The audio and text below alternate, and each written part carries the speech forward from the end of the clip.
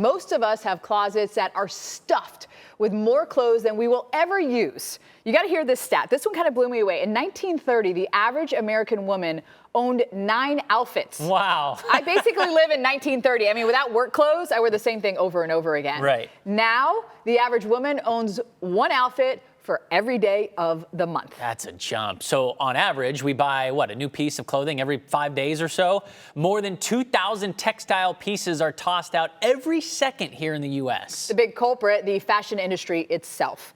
Fast fashion brands are making thousands of new styles every week, pushing us to think we need to add, the latest, trendiest garments, the latest, I should say, and trendiest garments to our wardrobes. Mm-hmm. And most of these clothes actually wind up in the landfill. But there is a pushback against this trend. Right. So it's called slow fashion. I got the facts here about what that means. Slow fashion completely changes how brands approach their production. The focus is on quality instead of quantity. Producers avoid using harmful chemicals in production. That's good. And they focus on using local materials and local workers when possible. Now there is a new way to help you put the brakes on what you buy while you're still updating your wardrobe. It's kind of like a dating app, but for your clothes. Okay. That's the best way to describe it, right? It matches you up with others looking to trade, and the only cost is shipping. Yeah, maybe it'll kind of hone in on your style too. Yeah. It's called Lucky Sweater. Co-founder Carly Lake joins us now with more on how this works. Carly, thank you so much for being with us. This idea, I was going to say sweater swapping, but clothes swapping. How did you come up with that idea? Yeah, well, thank you so much for having me. And those stats are crazy. So I started a blog on the side while I was at Uber called Thoughtful Flamingo. Just for fun, I started to see, it was around 2017, secondhand fashion was starting to become a little bit more popular. And I wanted to learn from people really taking it on, bringing more secondhand pieces into the wardrobe. I love your outfit repeating. And I wanted to learn how they were doing it. And I was really surprised to hear that a lot of these, mostly women, weren't going on their traditional resale apps when it came to take part in online secondhand. They were finding these online niche communities of people where they were sharing their wardrobes, whether it was in a WhatsApp community, a text chain, a DM group on Instagram, a Facebook community. They were rallying around different brands they loved, a lot of slow fashion brands, kids clothing, different interest groups like outdoor gear. And I was like, wow, if we put community at the center of secondhand, at the center of commerce, and actually share the things that are already in our closets of people whose style we love, we can really get these items out of the landfill, find pieces we love, and hopefully never have to buy that many new pieces again. So brilliant. I frequently tell my colleagues here, my female colleagues, guys, we should all bring all of our clothes in. You've heard me say this before. And put them somewhere, and we can all just shop out of each other's closets. We could do it by size, and then we could all just exchange dresses. But because, we haven't done that just yet here at the Weather Channel, for women like us who do have to wear a lot of dresses, I think this is really great. So can you walk us through the process? I get on the app. How exactly then am I finding what I need and exchanging with the other person? Such a great question. I love that. We need to start a community for anchors so they can trade clothing for their work. We want to do that. So basically how it works is you don't look at the items first. We really, we know there's some barriers to online secondhand shopping.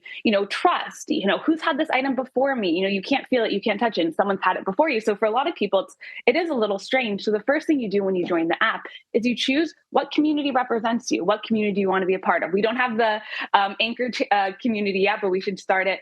So we have 4 live communities right now. One for people who love those slow, sustainable brands. One for people who really love cool vintage pieces from 20 plus years ago. One for makers, so people who actually make their own clothes. In that community, they trade finished pieces and actually supplies. Since if you're a crafter, you probably have just a closet full of crafting supplies you don't use. And then our recently launched outdoor gear community. So really, you find the communities you want to join first. You join those community spaces, maybe similar to like a Discord or a Reddit. You start to get to know the people in the community. People share advice about outfits. It's not just the transactions. People share how they're wearing it. They share, I brought this backpack with me to Yosemite. So you get to know people. And then every Tuesday, all of our items go live that people have added throughout the week. So it's this really fun, we call it the swap drop. It's like an event you would have in the studio, but it's online. And at the swap drop, you, exactly like a dating app, you start to see all the items people are posting and you start to save the ones you love. And then if you get a save match, it opens it up and you can trade. So trading is the main way people interact on the app. We share this closet, but we have started to see people gifting and we're starting to host buy and sell events. So we know trading maybe one-to-one might not work for everyone. So we're starting to open it up more. But basically you join the community, get to know everyone, and then you start to share. I love that you actually literally match if you both, I like that it's a match process. I do worry a little bit though, because as everything, nothing is made the same. Some is made, more hardy than others. So when it comes to like the sustainability of the clothing, how do you make sure what they're trading is kind of even? So someone's not getting something cheaply made and someone's getting something more expensively made. That's such a great question. So we choose curated communities. So in the community you're in, hopefully the items are around the same type of level of hardiness or well-made. So we have a group called, it's a slow fashion group. We actually approve those brands. We work with moderators and people who are experts in the space to make sure those items are, they're paying a living wage to their workers. They're using environmentally friendly material. It is hard because there's a lot of greenwashing out there, but we have moderators of this community who help us choose specific brands, especially for the slow fashion one, to help really make sure these brands are meeting standards. So that's something really important to us. Unlike other apps, we actually make sure people add measurements, a little bit more details about the item quality. So that's in a little way that we help make sure things are well made and people are getting items that they love and want to wear again and again. Carly Lake, this is really interesting stuff, and we're really excited about it. Thank you for coming on, and you just let us know when you have, the anchor label in there. And hold on real quick. You do guys category too, right? Not just female?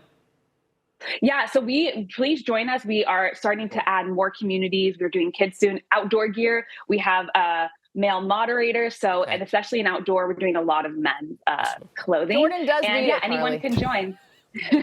He does. Yeah, join us. Will do. Appreciate your time. Thank you. Thank you both so much.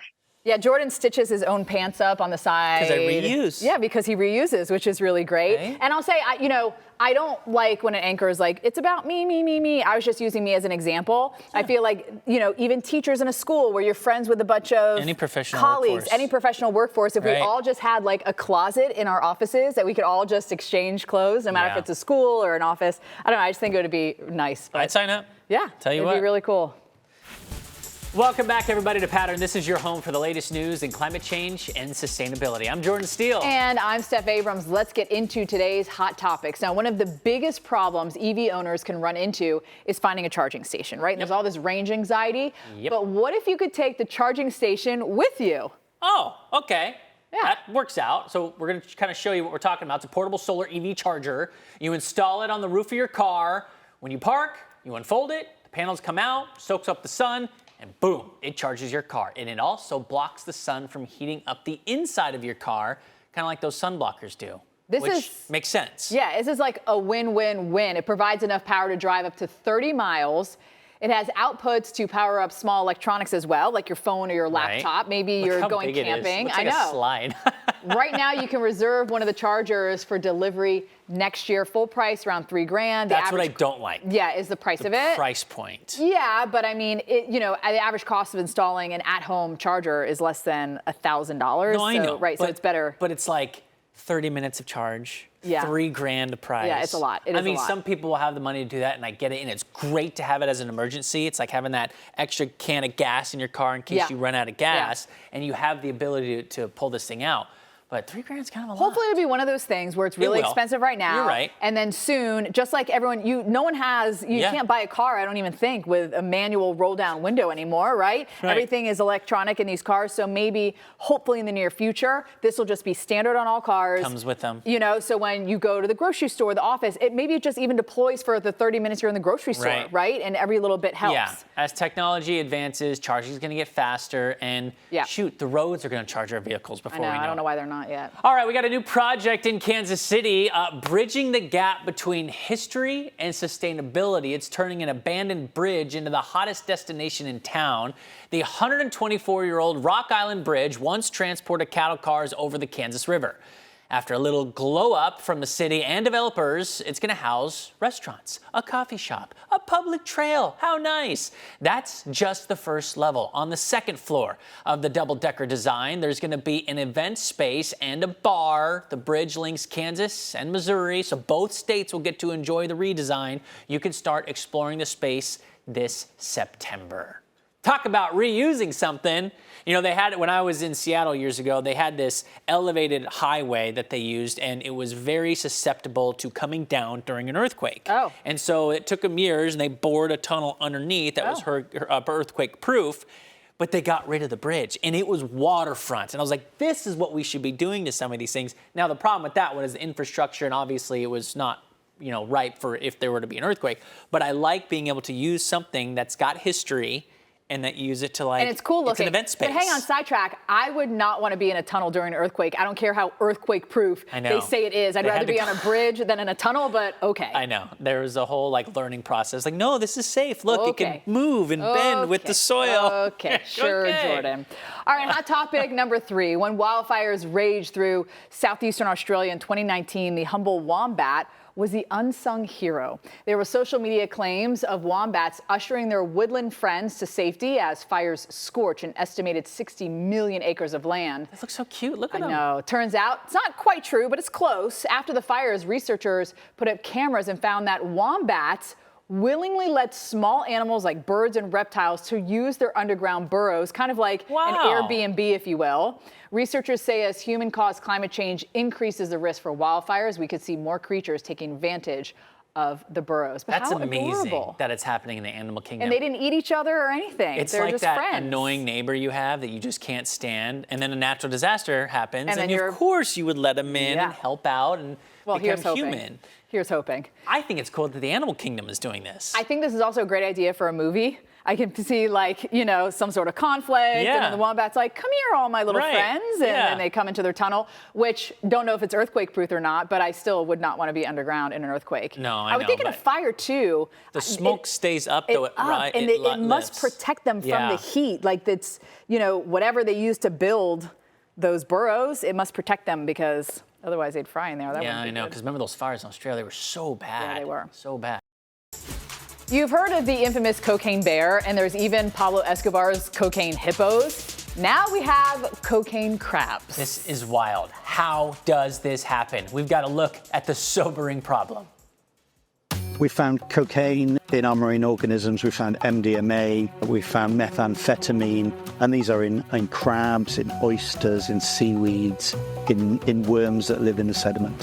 Where we are is on the shores of Langston Harbour. It's a site of special scientific interest. Yeah, there have been concerns amongst those scientists that study whales and dolphins that the concentrations of some PCBs are so high now that it's preventing them from reproducing and they're infertile. And it's thought that some populations will become extinct. You know, for some of the other prescribed pharmaceuticals, that they can have quite dramatic effects.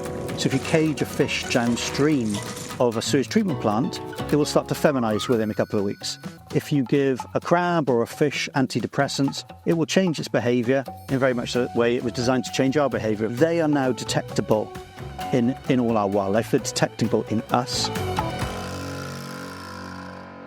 That's crazy how it's impacting them. We got plastic in fish, and now we've got drugs in fish. The area studied is near a UK wastewater treatment plant that's been fined more than $100 million for 50 separate instances of illegal dumping. Wow. Whoa. What's even more wild is that these drugs are impacting the fish the way they are, kind of like emotionally, you know. You know, they say when you're done with the prescription, you're not supposed to flush it down the toilet or anything like that. You got to take it to these designated, drop places because it will get into the water supply and ultimately impact us and the fish. Yeah, and then we're eating the fish with the drugs in there, or they go extinct, one or the other. Well, thanks to you for joining us on Pattrn. Don't forget, it's our planet, our future. Have a great day.